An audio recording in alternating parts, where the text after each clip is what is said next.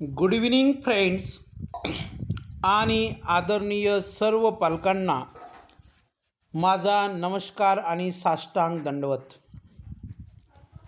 आपल्याला जर एखादं काम करण्यासाठी, एखादी कृती करण्यासाठी, एखादी क्रिया करण्यासाठी परवानगी घ्यायची असेल तर त्यासाठी इंग्रजीमध्ये मे प्लस सब्जेक्ट प्लस V1 म्हणजे सुरुवातीला मे वापरून, त्याच्यानंतर सब्जेक्ट म्हणजे कर्ता वापरून आणि त्याच्यानंतर क्रियापदाचं पहिलं रूप वापरून व इतर उर्वरित शब्द वापरून अर्थपूर्ण वाक्य बनवून इंग्रजीमध्ये परवानगी विचारता येते, इंग्रजीमध्ये परवानगी घेता येते.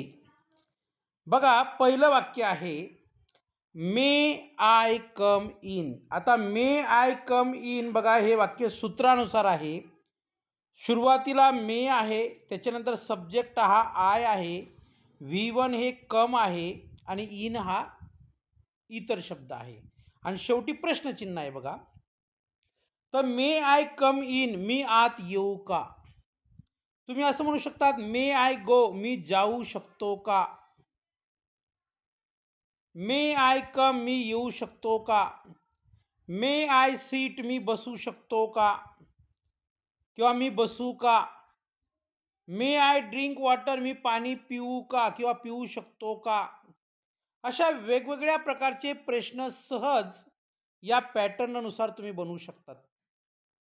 दुसरा आहे बघा, मे आय सीट हिअर, मी येथे बसू का?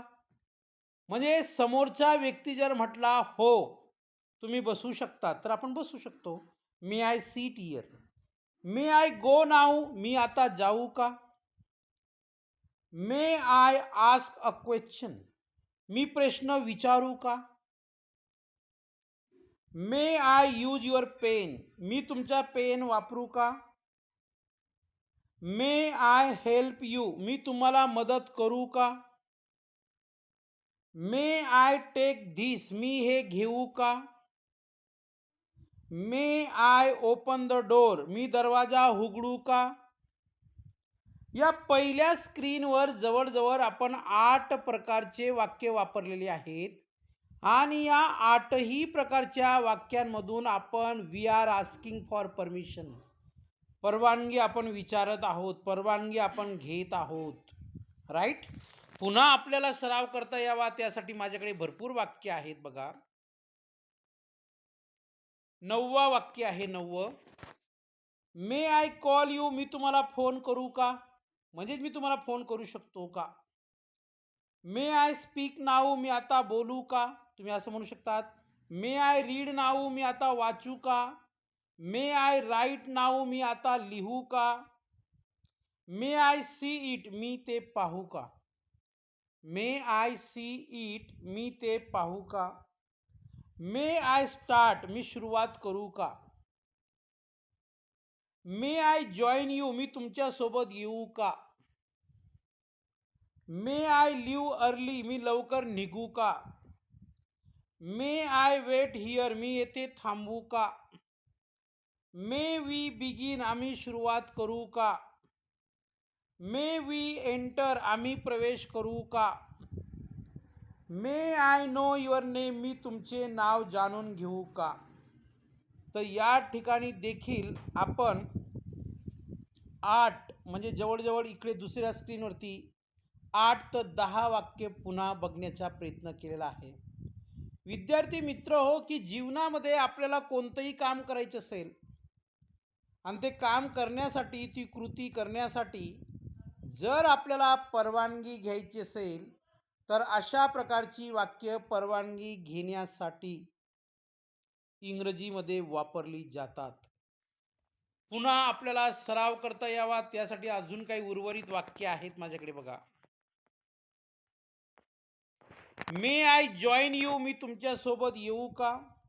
मे आय लिव्ह अर्ली, मी लवकर निघू का? मे आय वेट हिअर, मी येथे थांबू का? माझ्या माहितीनुसार ही वाक्य डबल झाली, काही अडचण नाही. मे वी बिगिन, आम्ही सुरुवात करू का? मे वी एंटर आम्ही प्रवेश करू का? May I know your name मी तुमचे नाव जाणून घेऊ का? मे आय ड्रिंक वॉटर मी पाणी पिऊ का? मे आय ईट समथिंग मी काही खाऊ का? मे आय डान्स मी नाचू का? मे आय स्लीप मी झोपू का? मे आय गो मी जाऊ का? मे आय कम मी येऊ का? मे आय हेल्प मी मदत करू का? मे आय रन मी धावू का? मे आय वॉक मी चालू का? तर किती वाक्य बनवली विद्यार्थी मित्र आपण. अशी वाक्य तुम्ही सुद्धा बनवू शकतात. हे सोपं का आहे माहिती का तुम्हाला? एकदा का आपल्याला पॅटर्न कळाला, त्या पॅटर्नमध्ये वेगवेगळे शब्द वापरून आपण वेगवेगळ्या प्रकारचे वाक्य बनवू शकतो. मे आय स्टे हिअर मी येथे राहू का? खाली टीप काय दिलेली बघूया आपण.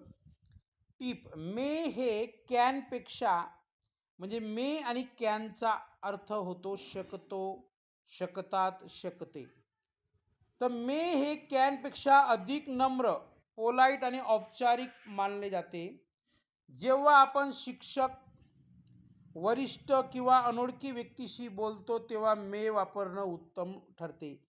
म्हणजे याचा अर्थ असा आहे, जे व्यक्ती आपल्यापेक्षा वयाने मोठे आहेत, आदराने मोठे आहेत, सन्मानाने मोठे आहेत, अनुभवाने मोठे आहेत, सर्वतोपरी मोठे आहेत, अशा व्यक्तींकडून एखादं काम करण्यासाठी किंवा त्यांना रिक्वेस्ट करण्यासाठी, विनंती करण्यासाठी आपण मे बिनधास्त वापरू शकतो. अन्यथा आपण कॅन देखील वापरू शकतो. आलं लक्षात? व्हिडिओ आपल्याला आवडला असेल असं गृहीत धरतो. आजच्या या व्हिडिओच्या माध्यमातून आपल्याला शिकायला मिळालं असेल असं पण गृहीत धरतो.